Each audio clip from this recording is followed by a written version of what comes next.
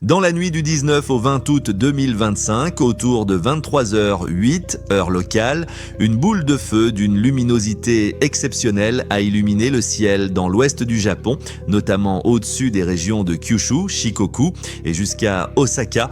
Plusieurs témoins ont décrit cette lueur comme plus intense que la lumière du jour, permettant de distinguer clairement les contours des maisons alentour.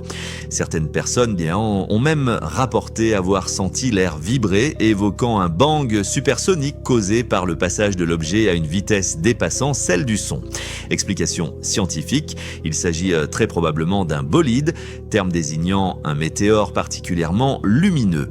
Le professeur Luc Daly, spécialiste en géosciences planétaires, précise que ce type de phénomène est dû à une entrée dans l'atmosphère terrestre d'un petit astéroïde à très grande vitesse, générant une brillance exceptionnelle par frottement thermique. Ces phénomènes mystérieux fascinent et interrogent. Faut-il y voir une explication scientifique simple ou bien l'expression de quelque chose qui nous dépasse ? C'est pas un fake, hein. C'est pas une IA, c'est vraiment réel. Hein. Donc, Mais pour le coup, les scientifiques, ils l'ont pas mis en phénomène paranormal, du coup. Non, du tout. Non. Ah bah non, pas du tout, du tout. puisqu'ils ont dit que c'était... ils ont donné l'explication, d'ailleurs. Pourquoi ce type de phénomène crée-t-il toujours autant de fascination et parfois de peur ?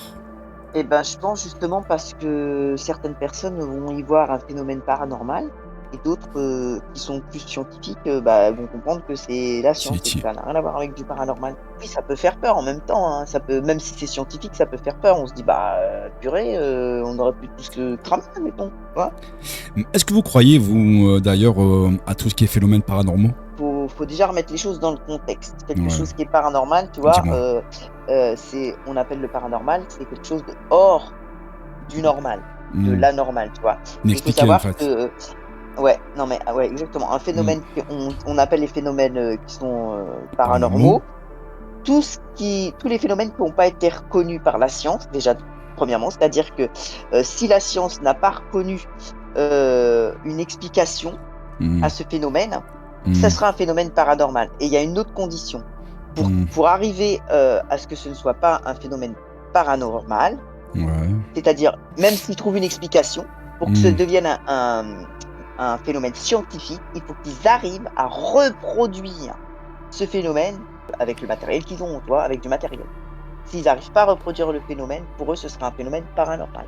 Un phénomène paranormal, c'est tout ce qui est, tu vois, les fantômes, l'étude l'étude des animaux qu'on connaît pas encore, qui n'existent pas. Enfin, ça peut être aussi l'étude de tout ce qui est ovni extraterrestre, enfin toute une tripotée de choses, hein, la divination, le magnétisme, le médium, tout ça. Par rapport à ça, justement, par rapport aux fantômes, par rapport à tout ce qui est esprit, par rapport à tout ce qui est ovni, vous y croyez, vous ? Oui. À une vie du moins extraterrestre ? Alors, je vais juste te dire, c'est beaucoup plus facile de croire en choses qu'on voit, de dire, comment te dire, une voiture. Il y a une voiture sur mon parking. Ouais. Elle existe la voiture. Elle existe, je la vois. Je la vois aussi. Ouais. Ah, je la vois. D'accord. Par contre, c'est compliqué de dire c'est exactement ce que je dis. C'est super compliqué de parler de quelque chose que tu vois pas. Oui, d'accord. Voilà. De l'invisible. Exactement. Qu'il existe ou non d'ailleurs, tu vois. Et en fait, comment tu peux dire à quelqu'un ça existe ou ça n'existe pas. Si on part par rapport à tes propos, on pourrait dire exactement la même chose de Dieu. Mais tout à fait, mais complètement. Donc c'est l'invisible. Mais oui. Okay. Mais exactement. Et d'ailleurs, c'est pour ça qu'il y en a qui croient en lui, puis d'autres qui croient pas. Est-ce que vous pensez cohérent de croire à des entités qu'on n'aurait pas encore vues comme des extraterrestres, et alors qu'en soi, on ne croit pas en Dieu ? Ou est-ce qu'on peut croire à des extraterrestres et ne pas croire en Dieu ? Est-ce qu'il n'y aurait pas incohérence entre les deux ? Ou est-ce qu'il y aurait incohérence ? Que lui, il croit pas en Dieu, c'est ce qu'il veut, il fait ce qu'il veut. Et qui pense que les extraterrestres existent, c'est son choix. Mais il peut pas balancer non, ce serait pas cohérent du tout. Saphir a dit quoi ? On peut pas être seul dans l'univers. Est-ce que la science a réponse à tout, ou restera-t-il toujours une part de mystère d'après vous ? La science, elle peut pas avoir réponse à tout. Elle continue toujours ses recherches sur moult choses. C'est long. Ça prend des années. C'est long. Et la science, tu vois, des fois, elle se rend compte de ses erreurs aussi, malgré tout. Se dire, voilà. Elle revient dessus, c'est vrai. Exactement. Et donc, elle détient pas forcément une vérité, elle détient une solution sur le moment, elle détient une vérité au moment présent. Mais cette vérité au moment présent, voilà, elle n'est pas obligée d'être vraie dans 5 ans, dans 10 ans, ou elle n'est pas obligée. Et peut-être sur du long terme. Ouais, sur du long terme, tu vas dire, ouais. Les phénomènes surnaturels sont-ils une réalité ou le fruit de notre imagination et de nos peurs collectives? Il y a certains phénomènes qui, pour moi, sont une réalité. C'est vrai. Lesquels? Par exemple, tu vois, moi dans ma ville, il y a eu un événement paranormal en mars 2025 et il y en aura le même en janvier 2025. C'est quoi? Et je t'explique, en fait, c'est quelqu'un qui parlait aux arbres. Non mais et donc ils étaient 700 aux morts, et ils étaient 700 personnes dans l'assemblée, et donc il a pris des gens au hasard, et à ces gens en fait il expliquait, il leur disait mais exactement vous avez perdu un tel, tac tac tac, et il se trompait pas, et il faisait ça, et il vous disait ça comme phrase, il connaissait pas du tout les gens, hein. Et tu vois, et quel est le but Quel est le but? Ah mais non, mais c'est pour t'expliquer, c'est pour t'expliquer que c'est pas que quand c'est fait avec sérieux, c'est vrai, ça relève d'une vérité, tu vois. On aurait pu croire que c'était des personnes choisies au hasard dans la salle. Il s'avère que moi j'ai une pote qui venait juste de perdre sa maman, et le monsieur, il lui a parlé de sa maman et il lui a dit il connaissait pas, et il lui a vraiment il lui a tout dit, jusqu'à lui dire ce qu'elle portait sur elle qui était caché en dessous de ses vêtements, et il lui a dit de toute façon non, faut pas porter ça. Ah ouais, et c'était la vérité, et je te jure que elle a halluciné, hein. Elle a halluciné, hein, un truc de malade, hein. Jusqu'à lui dire même ce qu'elle avait chez elle, qu'elle mettait un peu n'importe où, et elle lui a dit oui c'est vrai, elle dit ça pour ranger dans une boîte. Tu vois, donc là elle me dit tu vois, parce que même elle se dit ouais il connaît les gens, machin, c'est un truc, c'est truqué quoi, tu vois. Elle va pas du tout. Alors il y en a peut-être qui font des trucages, hein, mais là pour le coup c'était quelqu'un de sérieux. Et c'est vrai qu'on peut avoir du mal à croire à ces choses-là. Mais regarde, c'est comme pareil, les gens qui ont du magnétisme, qui grâce à leurs mains te soulagent des douleurs. Alors est-ce que c'est ça, tu vois, ça n'a rien à voir encore, ça. Ouais, ça n'a rien à voir pour moi. Ça. C'est des phénomènes paranormaux. Mais ça n'a rien à voir. Entre des personnes qui ont du magnétisme, entre une personne qui va t'expliquer la vie d'un tel et un tel, tu vois, c'est différent. Par rapport aux défunts. C'est des phénomènes paranormaux. Oui, d'accord, mais c'est différent.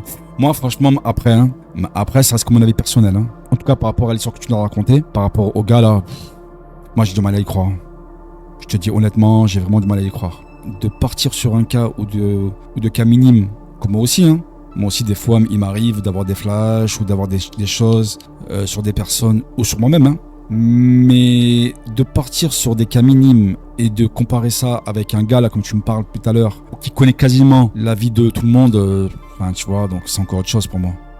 Écoute, moi je vais juste te donner l'exemple. J'ai mal à y croire. Mais après c'est mon avis. Après c'est mon avis.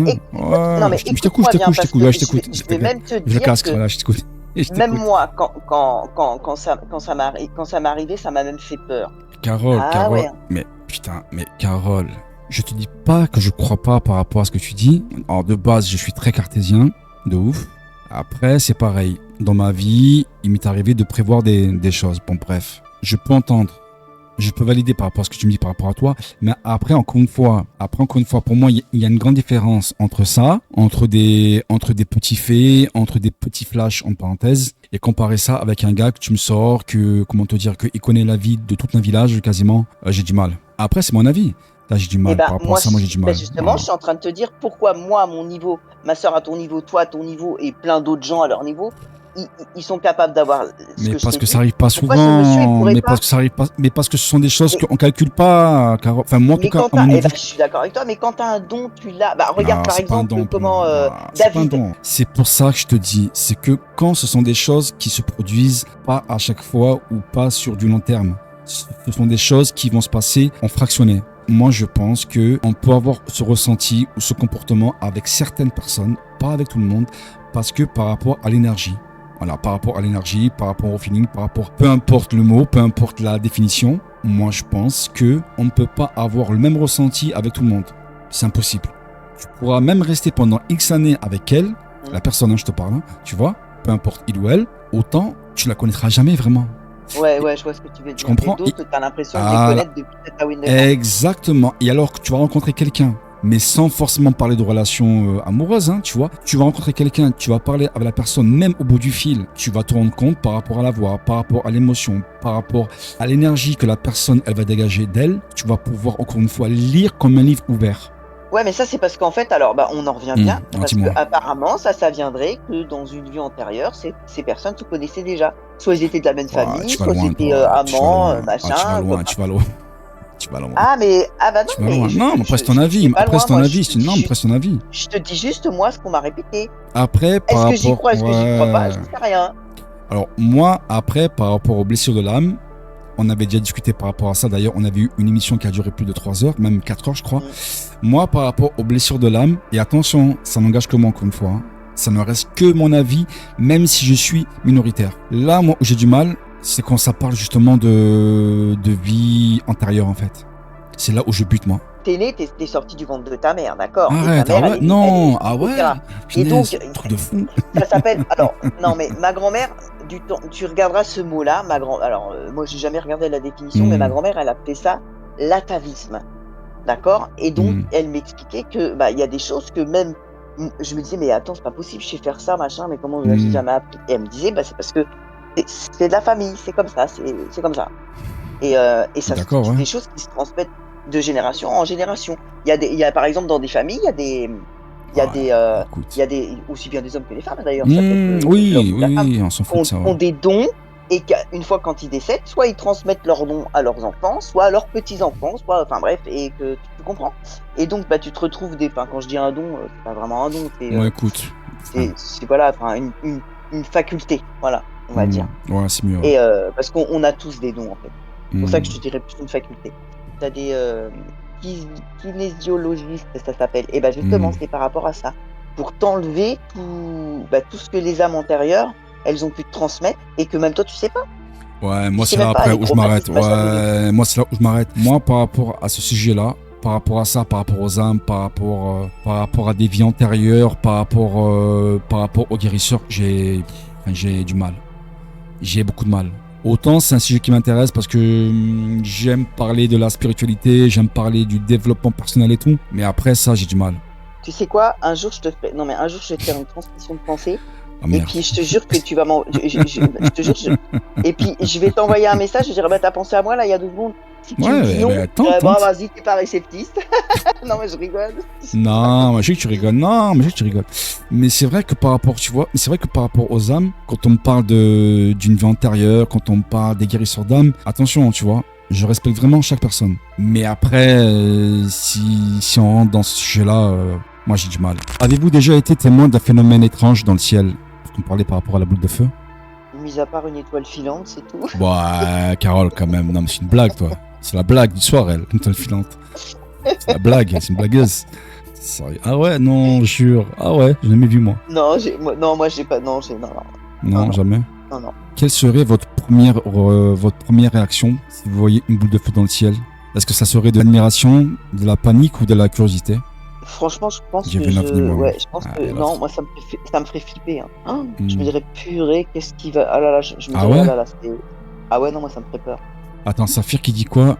J'ai vu un ovni moi. Ouais, Saphir, écoute, déjà non mais vois les trains déjà, Saphir, ce serait pas mal déjà. Tu pouvais voir les TGV déjà, ce serait pas mal avant les ovnis. Non mais ça se trouve qu'elle en a, mais vraiment, ça se trouve qu'elle a vraiment vu quelque chose. Alors ovni, c'est objet volant non identifié, c'est pas forcément une soucoupe volante. Après, j'ai vu des lumières en triangle. Ouais, t'as vu un triangle au casino, en fait. Au rayon frais. Elle se rappelle pas de l'année? Tu te rappelles pas de l'année, Saphir, à peu près, que je regarde sur Internet?